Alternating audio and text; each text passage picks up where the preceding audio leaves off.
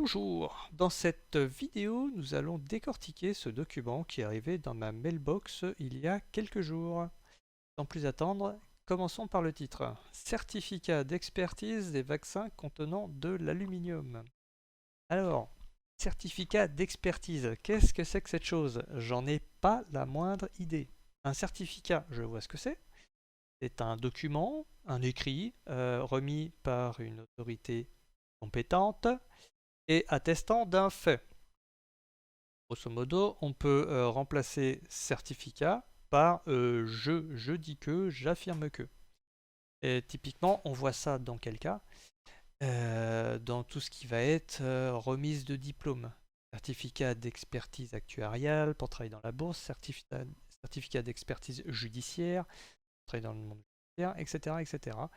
Qui sont tout simplement un bout de papier remis par une autorité compétente, probablement une académie ou une université, et qui va attester que la personne en question a bien suivi sa formation et a réussi les examens. Peut-être que l'auteur a voulu signifier un rapport d'expertise. Ça aurait beaucoup plus de sens. Un rapport d'expertise est rédigé par un expert, contient les observations de l'expert, mentionne les écarts par rapport à l'état de l'art dans lequel l'expert, euh, dans le domaine de compétences de l'expert, et finit par les conclusions de l'expert. Voilà, ça c'est un rapport d'expertise dans n'importe quel domaine, que ce soit comptabilité, immobilier, informatique, etc., etc. C'est un document par contre qui est argumenté. Il n'y a rien de gratuit dans un rapport d'expert. Certificat d'expertise, par contre, on prend un mot à gauche, on prend un mot à droite, mais ça n'a aucune existence. Si de chercher sur Google, on ne trouve rien, rien du tout. Déjà, on part mal sur ce document. Allez, on enchaîne avec l'entête. L'aluminium étant un médicament toxique mortifère, son administration à l'homme est formellement interdite. L'aluminium n'est pas un médicament. Commencez. Ça ne guérit pas. Il n'y a pas de. Le pharmacien ne vend pas de l'aluminium en briques. Hein. Donc, médicament toxique mortifère, là aussi, c'est quelque peu aujourd'hui une tautologie. Hein. À savoir que la plupart des médicaments sont toxiques. C'est pas pour rien si on a des médecins qui ont le pouvoir d'écrire des certificats médicaux, qui sont le seul exemple de certificat d'ailleurs écrit par une personne physique. Hein. Tous les autres certificats étant émis par des personnes morales, des institutions. Y compris le certificat d'expertise immobilier d'ailleurs. Hein. C'est l'agence qui, au travers de son responsable, qui émet le certificat. Donc le médicament est toxique, c'est pour ça qu'il y a une autorisation qui est délivrée par l'ANSM pour la mise sur le marché. C'est pour ça que le médicament est dans une liste 1, 2, 3 et que le médecin seul est habilité à autoriser pour un malade, pour un patient, l'achat de certains médicaments en certaines quantités. C'est parce que c'est toxique. Même le Doliprane d'ailleurs, qui est en libre accès, est toxique. Il suffit de dépasser la dose qui est quelques cachetons et on risque de faire péter son foie, entraînant de sérieux problèmes derrière. Hein. Donc, si la seule raison c'est que l'aluminium est un médicament, ce qui est faux, ou que le médicament est toxique, ce qui est tout, vrai tout le temps en fait, si ces deux raisons-là suffisent à dire que l'administration à l'homme est formellement interdite, ben non en fait, les médicaments sont tous toxiques et pourtant ils sont pas, leur administration n'est pas interdite, loin de là. Et si on veut aller plus loin, l'eau même est toxique. Il suffit de prendre 3-4 litres d'eau dans le bide en quelques heures, petite demi-journée, et là, l'eau devient toxique, avec de sérieux problèmes derrière pour une personne un peu fragile. Alors, continuons. Professeur Jean-Bernard Fourtillon, ingénieur chimiste, blablabla, et expert pharmacologue toxicologue spécialisé en pharmacocinétique auprès de l'AFSAPS devenu ANSM. Voyons voir qui est donc cette personne. Alors, hop, on va zoomer un petit peu. Sinon... Ah. Jean-Bernard Fourtillon. Donc, apparemment, c'est effectivement quelqu'un qui a fait des études en pharmacologie, en toxicologie. Il n'y a pas de doute. Par contre, il a quand même quelques casseroles à son actif qui peuvent entacher sa crédibilité, hein. Donc, commençons cette... il a fait une découverte, il aurait fait une découverte, la valentonine. Malheureusement, aucun autre scientifique ne confirme l'existence de la valentonine et la communauté scientifique s'étonne que les recherches de Jean-Bernard Fourtillon n'aient pas fait l'objet de publications mais seulement de brevets. Effectivement, c'est curieux. Pas de publication, ça veut dire pas de moyen de reproduire sa découverte. Euh, ça n'est pas la démarche scientifique. Bien sûr qu'il peut déposer un brevet, il a tout intérêt s'il est sur un truc. Il faut en parallèle faire des publications. On ne peut pas découvrir un truc et ne pas le faire vérifier. Il a peut-être fait une erreur, il a peut-être fait... peu importe. Si c'est de la science, ça doit être reproductible. En particulier, la valentonine, ça, comme il indique, ça semble être une hormone, donc présente chez tout le monde. Continuons. Le 7 décembre 2020, Jean-Bernard Fourtillon est arrêté par la police dans le cadre d'une enquête sur ses essais. Essais cliniques de la valentonine dans les troubles neurologiques. Pourquoi pas? Sauf que l'Agence, en 2019, nationale de sécurité du médicament, ANSM, auquel il aurait appartenu, hein, a priori, considère qu'il s'agit là d'un essai clinique illégal, car non déclaré. Moche. Donc cela pour dire, si c'est dans le cadre d'une enquête, donc non coupable, par contre suspicieux. Allez, on va lui donner le bénéfice du doute, on va continuer. La promulgation par la FDA en 1989, reprise par l'OMS en 1996 de la dose minimale toxique de l'aluminium alimentaire par voie orale déclare... quoi? La promulgation blablabla déclare non, non, non, non, non, non, non, non. L'OMS peut déclarer, la FDA peut déclarer, la promulgation par la FDA ne déclare rien du tout. Là, il y a un problème de forme qui est bien embêtant.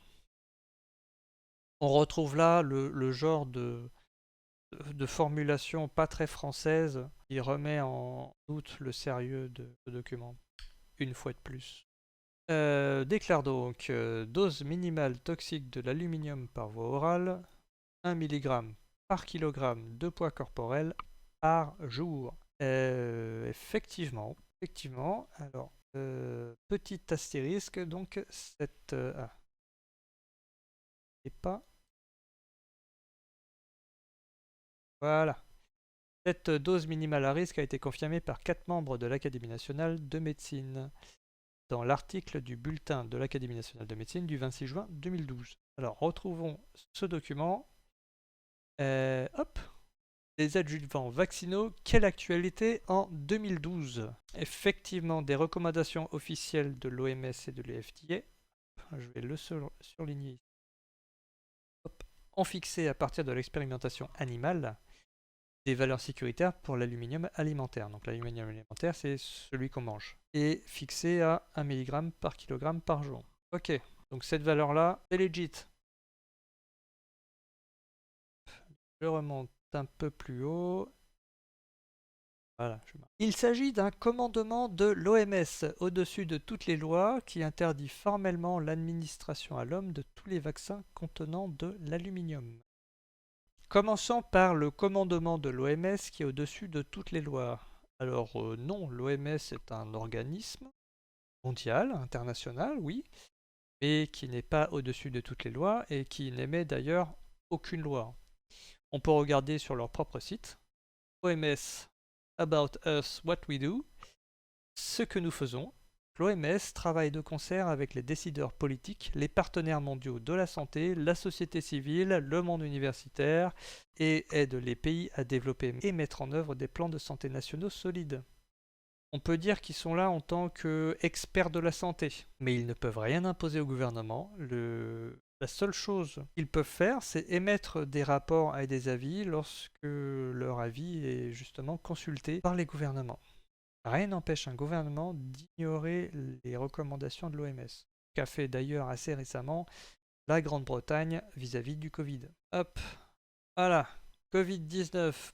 Pourquoi le gouvernement de la Grande-Bretagne ignore les conseils de l'OMS? Who en anglais. C'est là. J'ai pris le premier article qui me tombait sous les mains, mais c'est pas le seul, loin de là. Donc, le commandement de l'OS, bah en fait non, hein, du tout. Il interdit que dalle. L'administration à l'homme de tous les vaccins, bah plus. Hein. Allez, continuons. Car cette dose minimale toxique de l'aluminium par voie orale a été calculée à partir de la valeur de la dose minimale toxique égale à 0,01 mg d'aluminium par kilogramme de poids dans l'organisme pour une absorption par voie orale égale à 1% de la dose d'aluminium administrée par voie orale. Ça ne veut rien dire. Ça ne veut strictement rien dire. Essayons quand même, parce que même là, on a des surprises. Donc, la dose minimale toxique de l'aluminium par voie orale a été calculée à partir de... Non, pas du tout. Elle n'a pas été calculée à partir de... Si on reprend le document. Donc, la dose minimale toxique de l'aluminium par voie orale, on le rappelle, elle a été déterminée de manière expérimentale. Donc, cette valeur-là, on l'a. Et en revanche, c'est la valeur minimale toxique de l'aluminium dans les vaccins, elle a été obtenue à partir de l'aluminium par voie orale, et pas le contraire. Que là, si on reprend le début de la phrase, car cette dose minimale toxique de l'aluminium par voie orale a été calculée à partir de... Non, non, elle n'a pas été calculée. C'est la dose minimale dans les vaccins qui a été calculée. Et comment elle a été calculée? Je mettrai tous les liens dans la description. On estime que la paroi intestinale laisse passer entre 1% et 5% de l'aluminium oral dans le reste du corps. C'est-à-dire que pour 1 mg d'aluminium ingéré, avalé, on va en avoir 1% qui va passer dans le reste du corps. Et c'est comme ça qu'a été déterminée, et non pas à l'envers, la dose minimale toxique de l'aluminium dans les vaccins. Donc c'est tout à fait legit, qui est effectivement de 0,01 mg par kg de poids corporel. Donc, à part la formulation horrible, les deux doses minimales toxiques sont tout à fait legit. Allez, poursuivons. Fait à Poitiers le 20 novembre 2019, signature, professeur Jean-Bernard Fourtillon, expert pharmacologue, toxicologue spécialisé en pharmacocinétique. À nouveau, le professeur, enfin l'auteur du document nous remet son blaze en entier. À nouveau, comme mis au-dessus du titre, un petit peu le document. Ça, mettre son blaze en entier comme ça, c'est pas le genre de choses qui incite au crédit du document. Ce qui est intéressant dans le document, c'est pas de savoir qui l'a écrit, c'est qu'est-ce que ça dit, okay, et pourquoi. Qu'est-ce qui indique que c'est vrai? Le cheminement, l'argumentation. Là, on a un simple argument d'autorité qui est moi, Jean-Bernard Fourtillon, quadruple expert avec plein de diplômes, atteste que. C'est pas comme ça qu'on fait avancer la science. C'est pas un matin en se disant tiens, j'ai une idée, je vais dire que l'aluminium c'est toxique, et comme je suis expert, c'est vrai. Non, c'est vrai si tu fais. Jusqu'à présent, ça reste une hypothèse. Après, on fait l'expérimentation, on publie dans une revue pour la faire connaître à ses pairs, et forcément, ça c'est quelque chose qui est extrêmement important si c'est vrai, les pairs vont reproduire l'expérience et va déterminer, va soit confirmer la recherche, soit l'infirmer en mettant en évidence des biais, des erreurs de la procédure arrive. Et afficher l'ensemble de ces titres, c'est pas du tout ça ne met pas en confiance. Clairement, ça ne met pas en confiance. Que ça indique, ce genre de présentation indique qu'on n'est pas en capacité de prouver ce qu'on affirme, en se cachant derrière ses diplômes. Allez, continuons. Je vais du coup redescendre un petit peu. Ça, ouais. Ce certificat d'expert permet à toute personne qui en est porteuse pour elle-même ou ses enfants de refuser l'administration de tous les vaccins contenant de l'aluminium car ils sont mortifères. Quel est l'intérêt de mettre dans ce cas-là une dose minimale toxique si c'est pour interdire tous les vaccins? Est-ce que les vaccins contenant suffisamment peu d'aluminium doivent aussi être interdits? On a déterminé la dose minimale toxique de l'aluminium dans les vaccins, 0,01 mg par kilogramme. Ça veut dire que si on est en dessous, le vaccin n'est pas toxique. Donc ils ne sont pas mortifères. Donc il n'y a aucune raison de les interdire. Regardons les valeurs. Hop, petit document pour rappeler que oui, on ingère de l'aluminium tous les jours. Que ce soit avec les poêles qu'on utilise, hein, les ustensiles de cuisine, ou même dans la nourriture. Les bananes, les épinards, les salades aussi apparemment, contiennent de l'aluminium. Et on estime en ingérer entre 7 et 9 mg par jour, par personne. Si on regarde les vaccins, ceux-ci contiennent entre 0,125 et 0,85 mg d'aluminium par dose, par injection. À part peut-être pour quelques vaccins dans l'extrême, là, dans les 0,85 mg, on est bien au-delà, bien en dessous les doses minimales toxiques. Donc, non. Non. Il n'y a pas besoin de les interdire car pas toxiques. Selon ce même certificat, ils ne sont pas toxiques. C'est d'autant plus marrant lorsque on lit qu'apparemment, selon ce cas, hein, que Monsieur Fourtillon serait expert pharmacologue, toxicologue spécialisé en pharmacocinétique auprès de l'AFSAPS devenu ANSM et qu'en consultant l'ANSM, on lit clairement que concernant l'aluminium, qui est un adjuvant, l'ensemble des données disponibles conduisent aujourd'hui, donc aujourd'hui en 2020, hein, 21 même, les experts à considérer les sels d'aluminium comme l'adjuvant de choix pour augmenter l'efficacité des vaccins dirigés contre les pathogènes requérant des taux importants d'anticorps pour leur prévention. Les sels d'aluminium figurent parmi les adjuvants les plus utilisés dans le monde, avec un recul d'utilisation de plus de 90 années et des centaines de millions de doses injectées. On a testé d'autres adjuvants après les sels d'aluminium. Ça n'a pas beaucoup marché. Il y a eu quelques problèmes, donc on est revenu aux sels d'aluminium. Les seuls cas que ça a pu causer, c'est uniquement en France. Et ça concerne la myofascite à macrophage. Je fais un excellent document. Ça doit être celui-là. Voilà. La myofascite à macrophage. On va juste dire que c'est curieux. Savoir que ça a été découvert par Romain Gherardi et son équipe. Personne assez sulfureuse aussi. Et qu'on peut voir sur le schéma en dessous. L'aluminium est utilisé comme adjuvant depuis plus de 90 années dans le monde entier.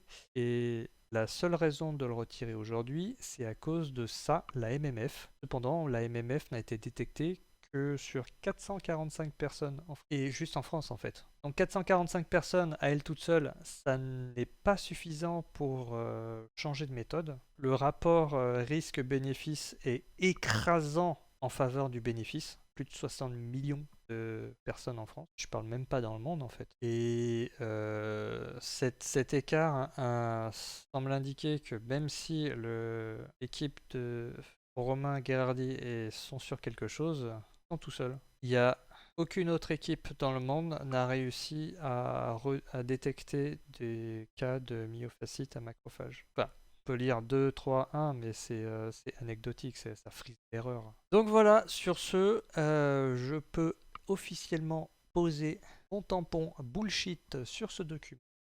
Je vais mettre, comme je l'avais dit, les liens dans la description. Donc ne me croyez pas sur parole, mais restez sceptiques.